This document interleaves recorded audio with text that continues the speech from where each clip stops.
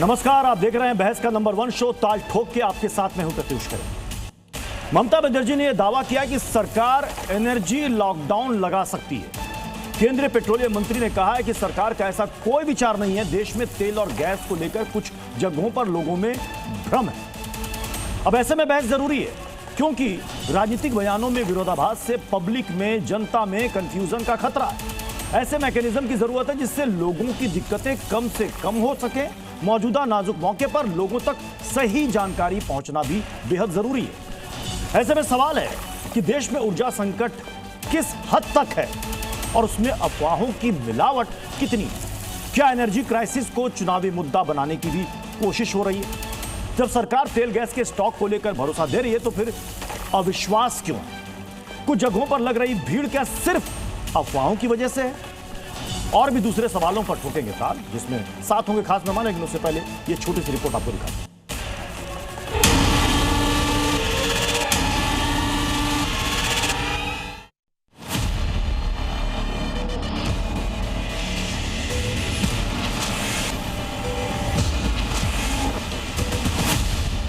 আবার নাকি লকডাউনের কথা ভাবছি যাতে লোকে বেরোতে না পারে। আমি বললাম ইতিহাসের পুনরাবৃত্তি হয়। And want to reassure people that there shall not be any lockdown. भय पैदा करना चाहते हैं। एक विचित्र स्थिति में बंगाल है, वो चुनाव हार रही है, इसी डर से वो कुछ भी कह रही है। सरकार ने कंज्यूमर को बेनिफिट देने के लिए नहीं, ऑयल मार्केटिंग कंपनीज को कुशन करने के लिए बनाया है। कोई गैस, पेट्रोल, डीजल कमी नहीं होना चाहिए किसी भी स्थान में। मंत्रालय के द्वारा लिया गया निर्णय दर्शाता है कि हमारी सरकार जन जन के प्रति कितनी संवेदनशील है। अगर सरकार ने एक्साइज ड्यूटी कम की है तो कोई सरकार अपनी जेब से पैसा थोड़ी दे रही है। सप्लाई कमी नहीं होगा, सप्लाई में, अवेलेबिलिटी में कमी ना होगा। जनता को डीजल भी, पेट्रोल भी, क्रूड भी मिलेगा। हम लोग कितना दिन से परेशान, ना पेमेंट करी, ना बुक किया, ना सिलेंडर डिलीवर हुआ। ये गया का ये स्कैम चल रहा है। 5-5 हजार के सिलेंडर बेच रहे हैं हमारे यहाँ ठोरी। पब्लिक परेशान हो रही है, ऐसी इतने परेशान हो रहे हैं, कम से कम 10 चक्कर लगा लिए।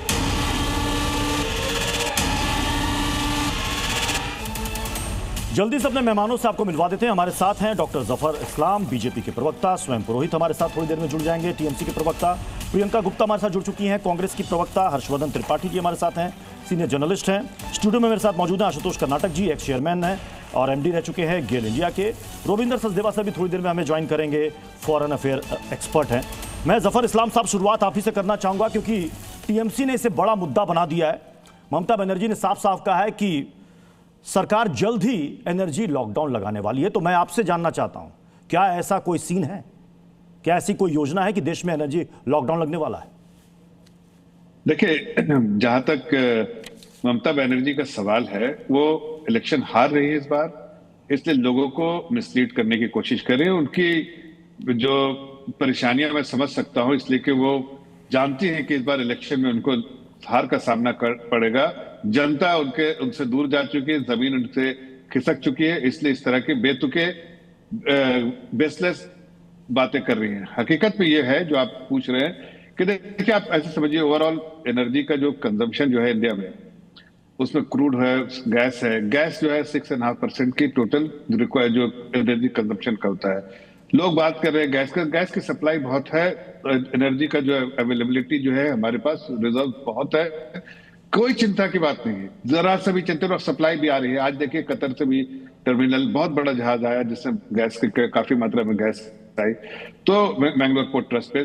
तो हमें ये दुनिया को भी दिख रहा है, देश की जनता को भी दिख रहा है, सिर्फ कुछ अपोजिशन लीडर्स को नहीं दिख रहा है कि हमारे जो डिप्लोमेसी है, जो हमारे डिप्लोमेटिक एफर्ट्स है, जो रिश्ते हैं कूटनीति के से इतने साल के 11 साल के में जो आदरणीय प्रधानमंत्री जी लोगों से जो रिश्ता बनाया है, उसका जो आज फायदा हमें मिल रहा है कि हमारी जहाजें पार हो रही है, पाकिस्तान जैसी कंट्री की जहाजें रुक रही है, बहुत सारे कंट्री के रुक रही हैं, हमारी जहाजें निकलती जा रही हैं, उससे देश के आम तो नागरिक को जफर इस्लाम साहब फिर ये बताइए कि आप कह रहे हैं, सरकार बार बार ये बात कह रही है कि कहीं से कोई संकट नहीं है, पर्याप्त स्टॉक है। अगर पर्याप्त स्टॉक है तो विपक्ष को भरोसा क्यों नहीं हो रहा है? विपक्ष बार बार लोगों की भीड़ दिखा रहा है, कतारें दिखा रहा है जो एलपीजी सिलेंडर के लिए लग रही हैं, और ये तस्वीरें झूठी भी नहीं है। अब ये आप बताइए कि ये अगर कतारें लग रही तो इसके पीछे वजह क्या है?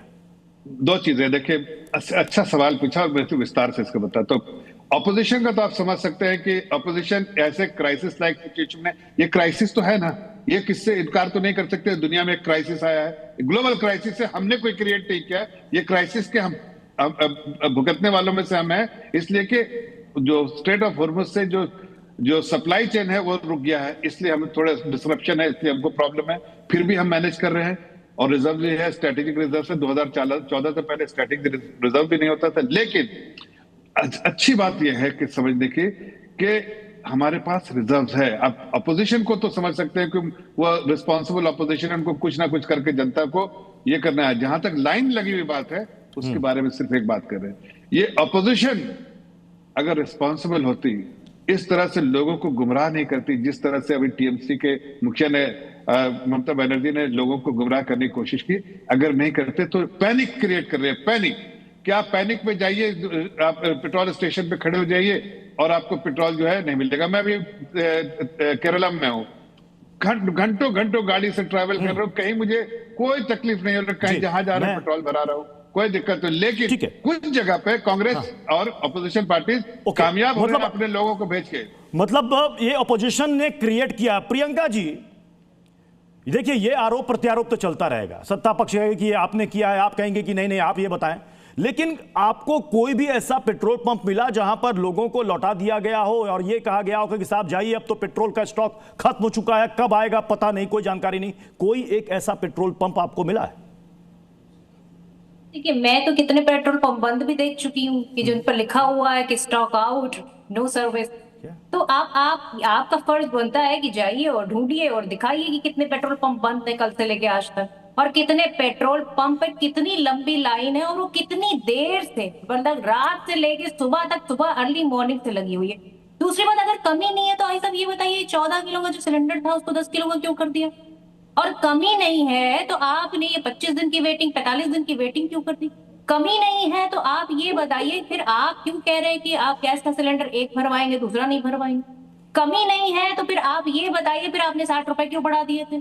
कमी नहीं है तो ये बताइए फिर आप संसद में खड़े होकर प्रधानमंत्री जी ये क्यों कह रहे हैं कि कोरोना काल जैसी स्थिति हो सकती? अरे भाई, आप डरा रहे हैं, भ्रम आप पैदा कर रहे हैं, जनता के मन में अविश्वास आप पैदा कर रहे हैं, क्योंकि आपसे ना विदेश नीति संभल रही है, ना आप अपना देश संभल रहा है। और दूसरी चीज, आप ये बताइए अगर आपके पास सारी गैस तेल सब भरा हुआ है तो ये बताइए फिर आप दे किसको रहे? एक्सपोर्ट कर रहे हैं क्या? एक्सपोर्ट की समीक्षा आपने क्यों नहीं की अभी तक? एक्सपोर्ट पर आपने कोई कैपिंग क्यों नहीं लगाई अभी तक, जब आपको पता है कि तेल और गैस की किल्लत है? और ये बात आप खुद मान रहे हैं बैठ के जफर इस्लाम जी कि नहीं किल्लत तो है, दिक्कत तो है, मतलब दिक्कत भी है और मानेंगे भी नहीं। प्रियंका जी, प्रियंका जी, चूंकि आपने कहा, नहीं प्रियंका जी, प्रियंका जी, चूंकि आपने कहा कि ये सरकार ने डराया है, कोविड जैसे लॉकडाउन की चर्चा करके सरकार ने डराया है। नहीं, मैं इसका जवाब ले लूंगा, चूंकि बार बार जफर साहब कह रहे हैं कि इसका जवाब मैं दूंगा, लेकिन कुछ तस्वीरें मैं आपको दिखाना चाहता हूं। प्रियंका जी प्लीज, प्रियंका जी कुछ तस्वीरें भी आप देख लीजिए। गैस सिलेंडर जब्त किया गया, ये देखिए, ये मुंडका की तस्वीर है। प्रियंका जी प्लीज देखिएगा, मुंडका की तस्वीर है, ये देखिए जरा, गिन लीजिए कितने गैस सिलेंडर हैं। अगर ये भरे हुए सिलेंडर जब्त हो रहे हैं तो ये कौन सी कमी है, मुझे बताइए, ये कौन सी कमी है?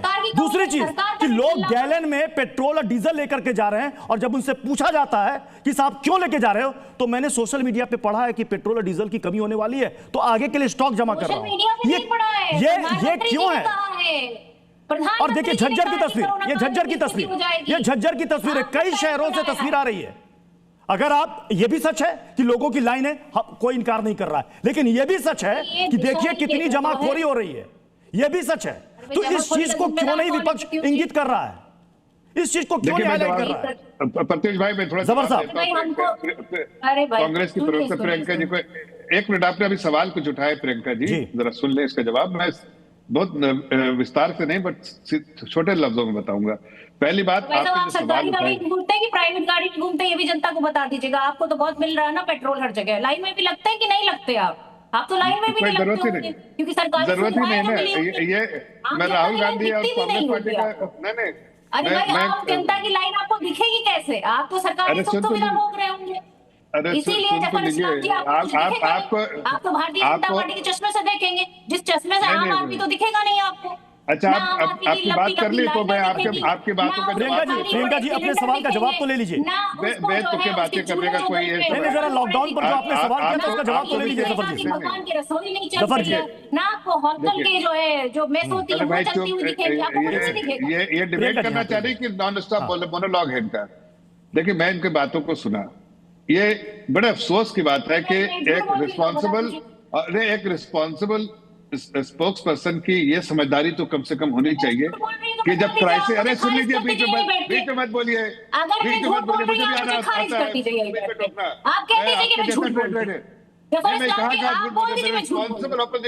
मैंने नहीं कहा प्रियंका जी, एक एक करके बोले प्लीज, एक एक करके बोले। मैं सभी मेहमानों से हाथ जोड़कर विनम्र निवेदन कर रहा हूँ, एक एक करके बोले, दर्शकों को बात समझ में आएगी, तभी बहस तार्किक होगी।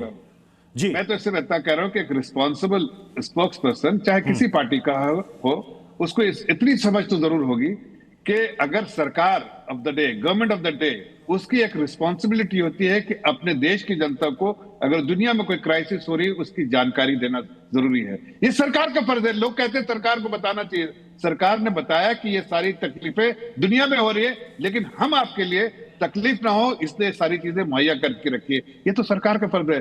आप क्राइसिस लाइक सिचुएशन क्यों नहीं हो रहा? पुतिन ने भी बोला, पुतिन ने अपने देश के वासियों को बोला ना, क्राइसिस लाइक सिचुएशन। आप जरा कल वॉशिंगटन में जो लोगों के स्पीच हुए हैं हेड ऑफ स्टेट्स के, या जो number 2 of the states, number 2 head of state जो है कई कंट्री के थे वॉशिंगटन में, उनकी स्पीच सुनिए, अपने अपने कंट्री के बारे में अपने एक्सपीरियंस बता रहे थे। कैसी बातें करते हैं अपोजिशन के लोग, मेंटल थोड़ा मैं इस बहस को आगे बढ़ाता हूं, मैं बाकी मेहमानों का रुख करूंगा, लेकिन अलग अलग मंत्रालयों की रोजाना होने वाली जो प्रेस ब्रीफिंग है, कॉन्फ्रेंस है, उसमें जी न्यूज संवाददाता ब्रह्म प्रकाश ने जब लॉकडाउन की चर्चाओं पर सवाल किया तो साफ ये कहा गया कि ऐसा कोई प्रस्ताव है ही नहीं। सुनिए। मैं ब्रह्म प्रकाश दुबे हूँ, जी न्यूज से।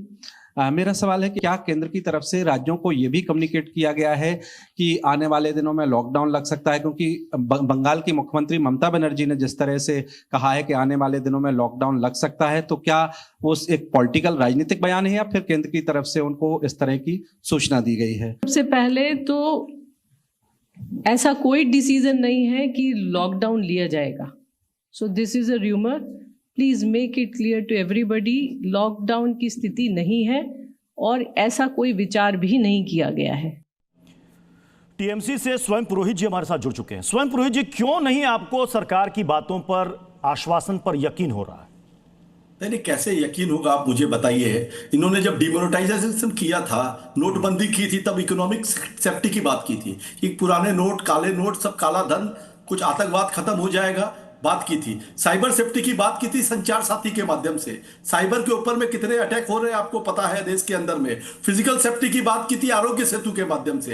एथेनॉल ऑयल एनर्जी सेफ्टी की बात करते हैं और एथेनॉल ऑयल मिलाया जा रहा है पेट्रोल में, 30% तक चला गया है। गाड़ियों के इंजन खराब हो रहे हैं, मगर उसके बारे में इनको कुछ लेना देना नहीं है। एसआईआर से ये बोले थे वोट सेफ्टी की बात हो जाएगी, और प्रधानमंत्री जी किसकी बात कर रहे हैं और किसकी सेफ्टी की बात कर रहे हैं ये सबको पता है कि आज देश के अंदर में पाकिस्तान सबसे बड़ी चुनौती कर रहा है, पाकिस्तान मध्यस्थता कर रहा है, और हमारा देश के जो एक नॉन पॉलिटिकल संस्थान है जिसको हम आरएसएस के नाम से जानते हैं, उनके सर्वे सर्वा बोलते हैं कि भारत को। स्वयं पुरोहित जी, आज का मुद्दा है एनर्जी लॉकडाउन। चूंकि आपने कहा, ममता बनर्जी ने कहा कि सरकार लॉकडाउन लगाने वाली है, सरकार ने साफ स्पष्ट कर दिया ऐसा कोई विचार प्रस्ताव नहीं है, तो सवाल यह है कि क्या सिर्फ चुनावी लाभ के लिए लोगों के बीच में यह डर और भ्रम फैलाया जा रहा है?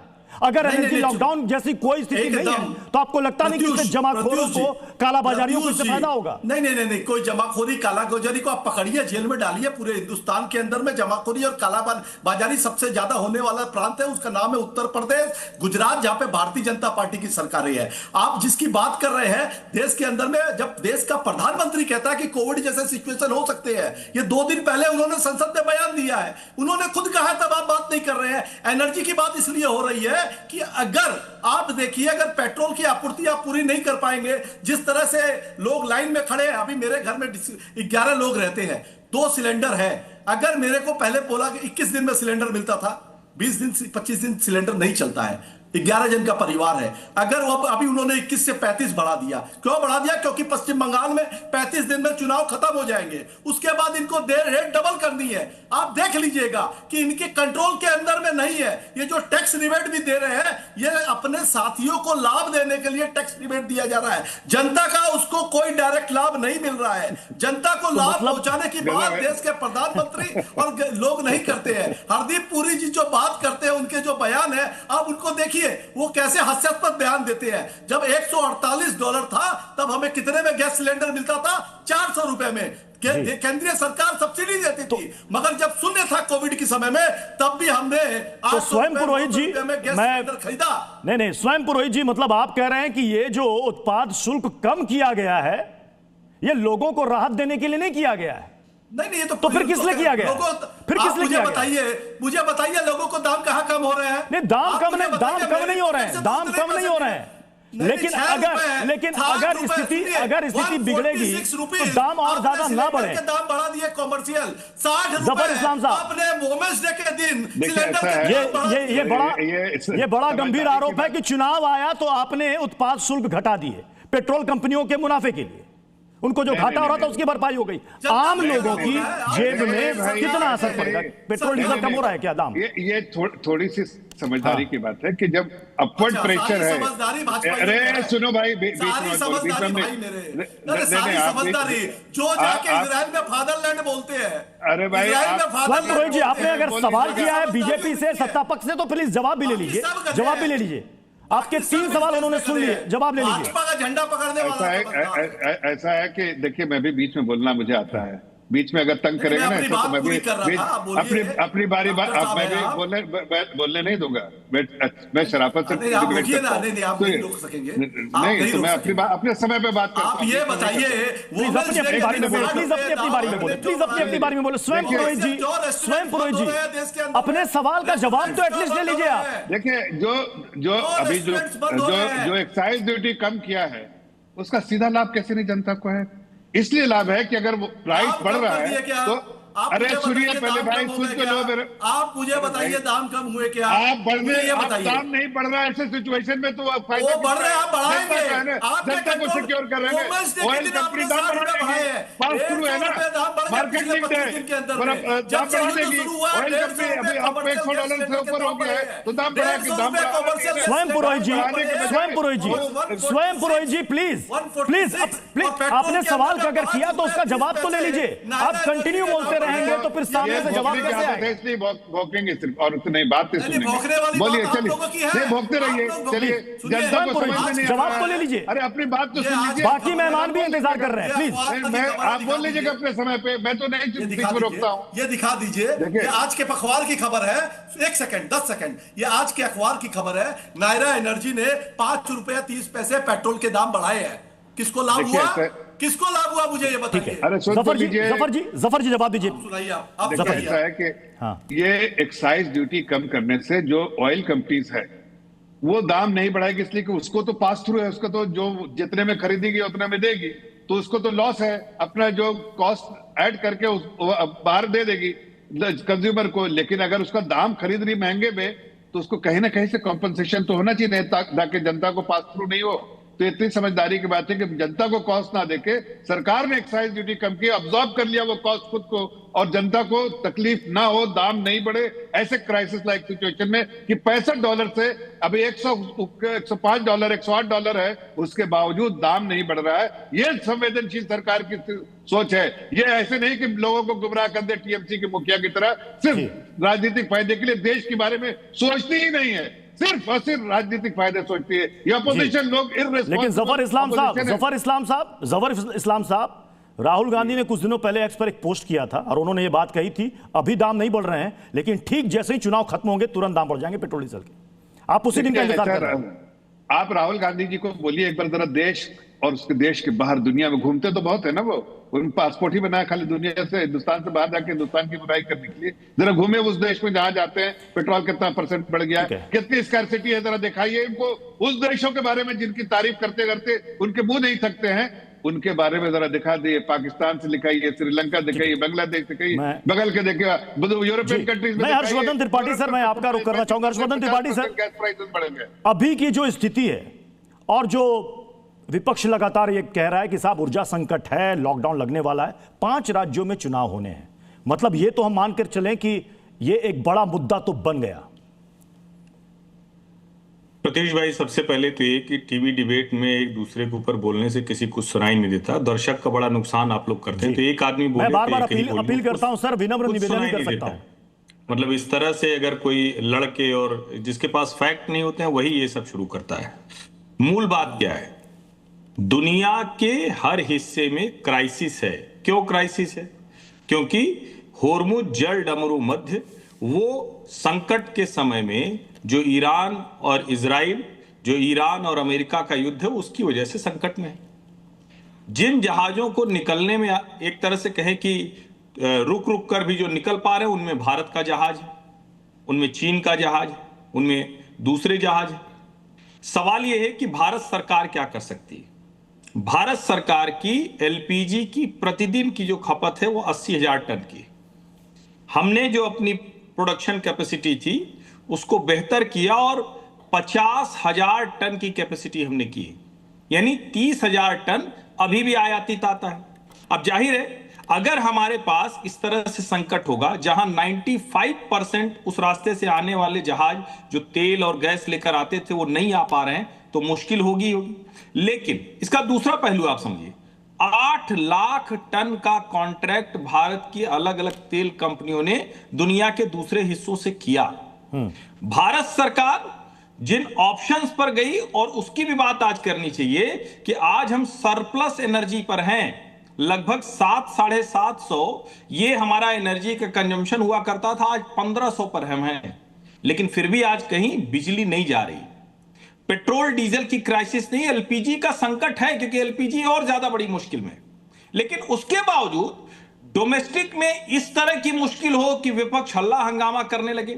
और दुनिया के दूसरे देशों के जरा हाल देख लीजिए। अमेरिका जैसे देश में जो इतना ऑयल प्रोडक्शन करता है, गैस प्रोडक्शन करता है, वहां स्थिति है कि 23-24% कीमतें बढ़ गई। और अगर विपक्ष इस पर आ जाए कि अच्छा बताइए कीमत घटी क्यों नहीं, ऐसा बेतुका सवाल क्या इस वक्त कोई पूछ सकता है जरा से भी जिसमें समझ होगी कि कीमत क्यों घटी नहीं? क्यों? अगर सरकार कैपिंग तो होगी ना। नहीं, आप रुक जाइए, आप रुक जाइए। डीजल और पेट्रोल $0 जब था, आपके बीच में नहीं बोल रहा था। आप सरकार का पक्ष रखते हैं। मैं आपसे लड़ नहीं सकता, आप लोग लड़ाई में बड़े तेज हैं। आप पत्रकार की भूमिका आप लोग लड़ाई में बहुत तेज हैं। मुझे बताइए, जब $0 में तथ्य पर आप चिल्लाने लगते हैं, तब क्या कम पैसे में चिल्ला लेने दीजिए, चिल्ला लेने दीजिए, तब मैं पेट्रोल नहीं, आप आकर के डिबेट करेंगे। आप सरकार को नहीं करूंगा, आप डिबेट करते हैं। हर्षवर्धन जी देखिए, आपका एजेंडा हो सकता है कि आपको भारतीय जनता पार्टी की सरकार की रक्षा करना है, मगर देश के जो गरीब लोग हैं उनकी बात तो जनता के पत्रकार को उठानी चाहिए। आप पत्रकार हैं, आप मुझे बताइए, कोरोना में $0 था, मैं तो पॉइंट हो जाएगा तो बताइएगा, क्योंकि मैं जानता हूं राजस्थान के अंदर में हर्षवर्धन जी, राजस्थान के अंदर इस तरह की हरकत आप टीवी चैनल पर कर रहे हैं। कोई नहीं बोला। हर्षवर्धन जी, स्वयं पुरोहित जी, एक सेकंड, स्वयं पुरोहित जी, हरकत कैसे? स्वयं पुरोहित जी हरकत आप करते हैं, स्वयं पुरोहित जी करते हैं। अगर आप घटिया बोलते हैं तो आप दलाली कर रहे हैं। आप सरकार इस तरह के शब्दों का इस्तेमाल ना करें प्लीज, स्वयं पुरोहित जी। अरे सम्मानित गेस्ट है साहब, आप शब्दों का चयन तो ढंग से कीजिए।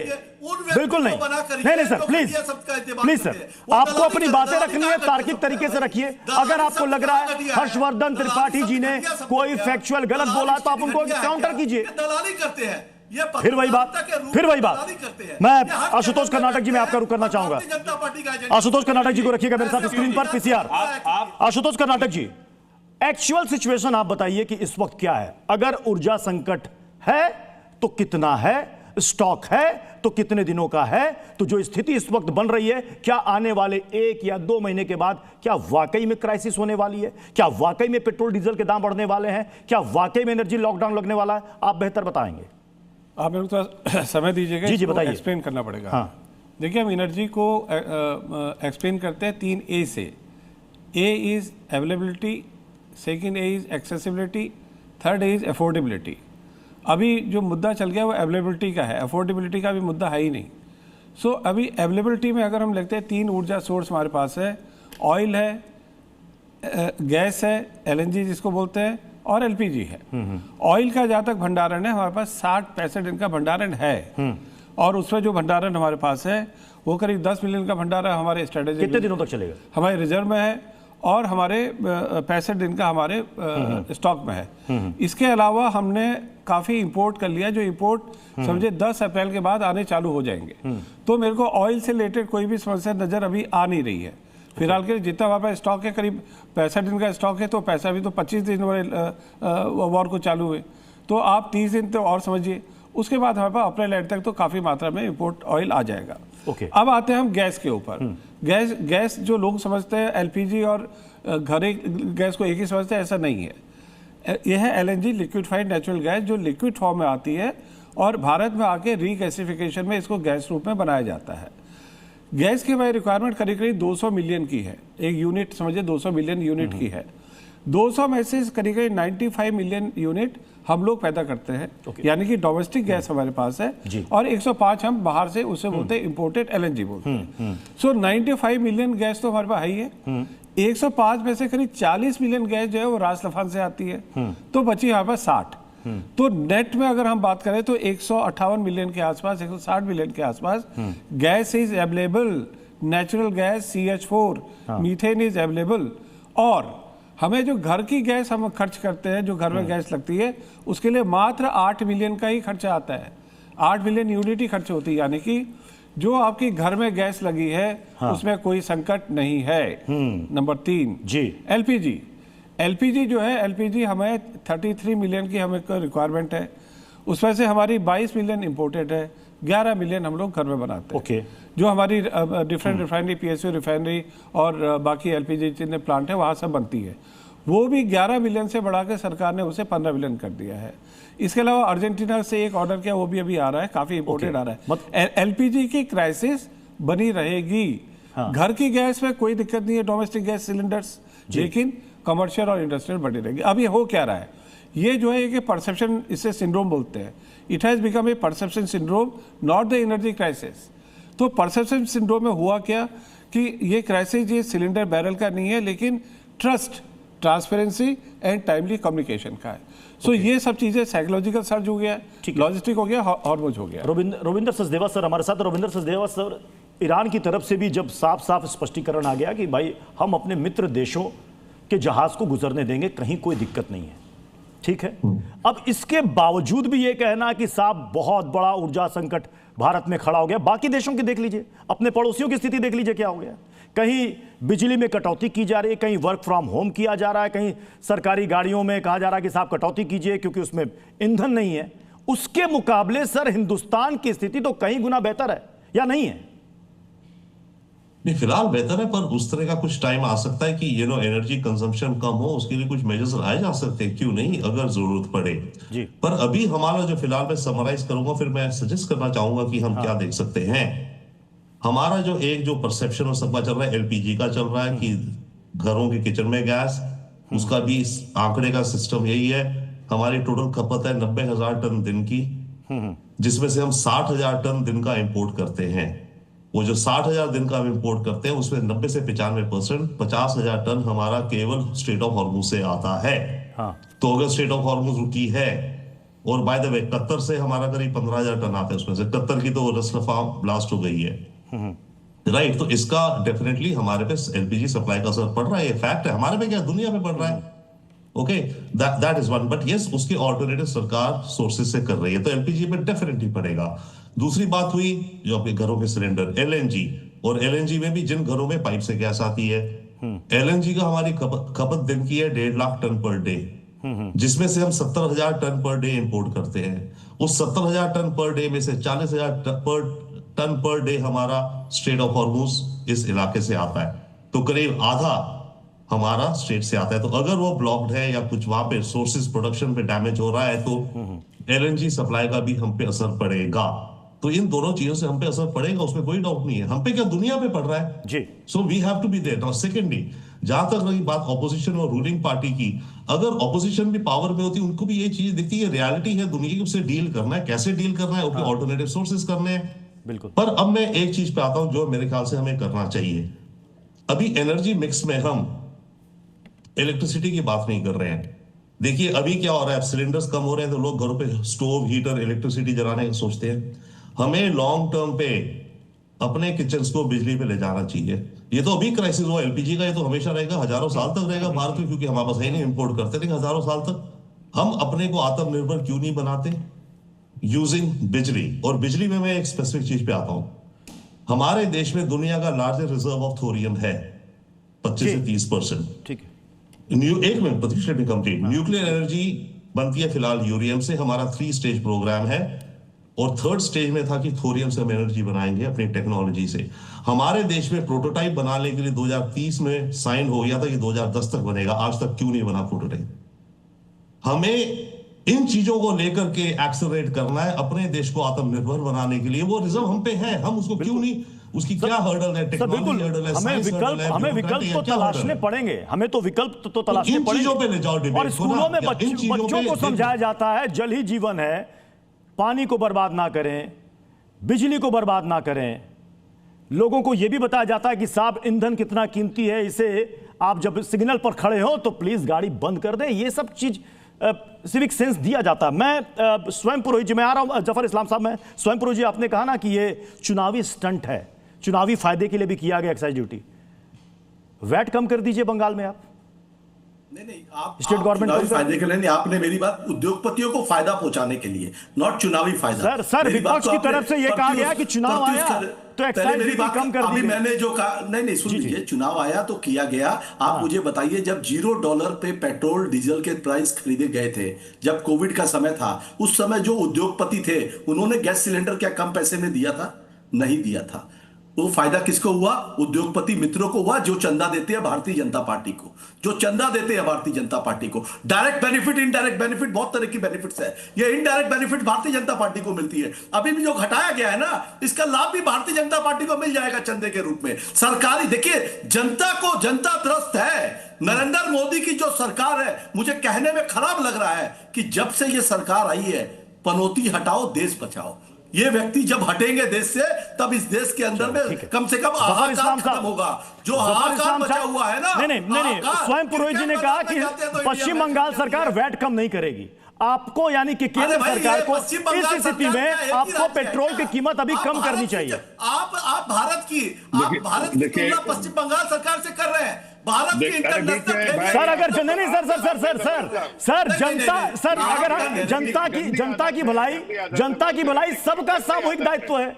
अगर आपके हाथ में तो आप भला कर दीजिए वैट कम करके। आप कितने भी झूठ बुलवा लीजिए, सबकी जफर इस्लाम साहब अपने समय पर बोलिए ना, आप जफर इस्लाम बोलिए, जो बोलता है बेतुकी बातें भी बोल रहे हैं, सुन रहा हूँ ना, आपकी बेतुकी बातें भी सुनता रहता हूँ। जो कोई रेलेवेंस नहीं, वैट कम करिए तो नहीं करेंगे, क्यों? जनता को फायदा नहीं दिलवाना है? जनता कर रहे हो तो क्यों नहीं देते? वैट कम कर दो। नहीं, वैट कम कर दो ना। यहाँ तुम कैसे उद्योगपति को फायदा हुआ है? कैसे उद्योगपति को फायदा हुआ बताओ भाई। तो जब नहीं, आप बताइए ना, ये बेतुकी बातें जो करते हैं लोग, आपको समझ रहा है।